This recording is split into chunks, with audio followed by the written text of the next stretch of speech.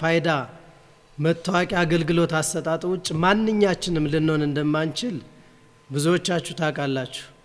አንዳንዶቹ ስለ ፋይዳ መታወቂያ ሲነሳ ፖለቲሳይዝ አድርገው ጉዳዩን በሌላ መንገድ የሚተረጉሙትና ለዚህ አገልግሎት አሰጣጥ እንቅፋት ለመሆን የሚሞክሩም አካላት አሉ።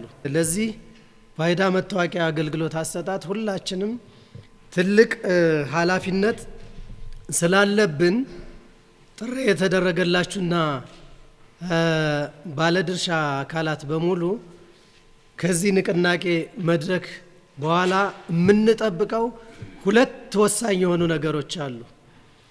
የመጀመሪያው ስለ ፋይዳ መታወቂያ ቅድም እንደተባለው ተመሳሳይ የሆነ አረዳድ እና ለአርሶ አደሩ አገልግሎት ለሚጠይቀው አካላት ተመሳሳይ የሆነ ግንዛቤ እንዲኖረን ያስፈልጋል።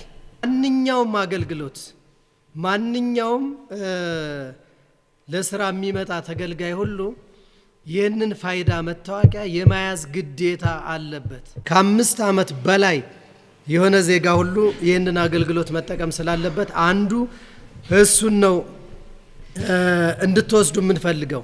ፋይዳ መታወቂያ ጥቅሙ አርሶ አደሩ በተለይ ስለማይገነዘበው ከሌላ ጋር ሊያያይዘውም ይሞክራል ቅድም እንዳነሳሁት።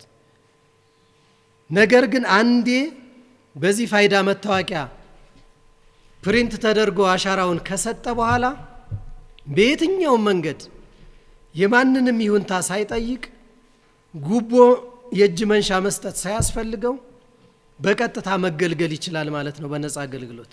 እያንዳንዱ ቢዝነስ ትራንዛክሽን በዲጂታል ክፍያ ነው የሚሆነው።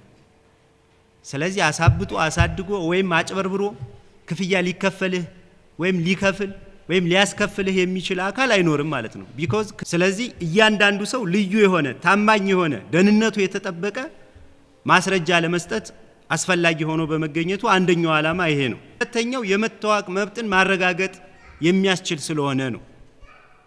ምን ማለት ነው?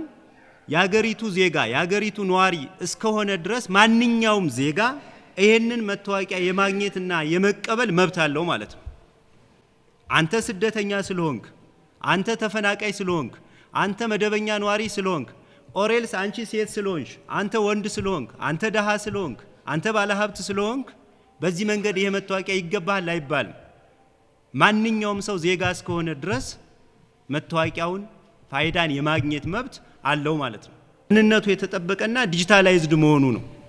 ማንኛውንም የማህበረሰብ ክፍል ያካተተ ነው።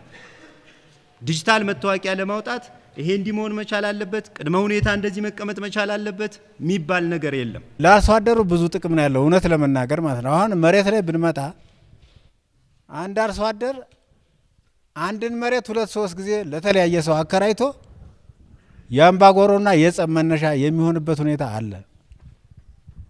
አሁን ይህንን ያስቀራል። ወንጀል የሚጠረጠሩ ሰዎች አንዳንድ ሰዎች ሲያዙ እስከ 15 መታወቂያ የሚገኝበት ሁኔታ አለ።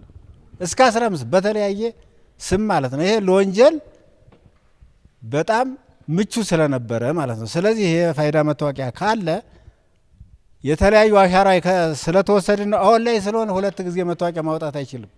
ስለዚህ ወንጀልም ለመቀነስ አንድ ትልቅ ጥቅም አለው ማለት ነው ፋይዳ መታወቂያ።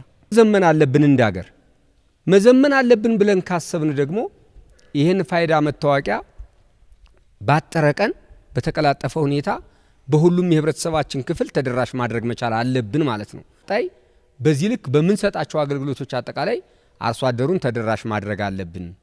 በመናገኘው አጋጣሚም የግንዛቤ ፈጠራ ስራ መስራት መቻል አለብን የሚል ሐሳብ ለመስጠት ነው። በእርግጠኝነት ተግባሩን በ100% ባለቤት ሆነን እንደምንሰራው አልጠራጠርም።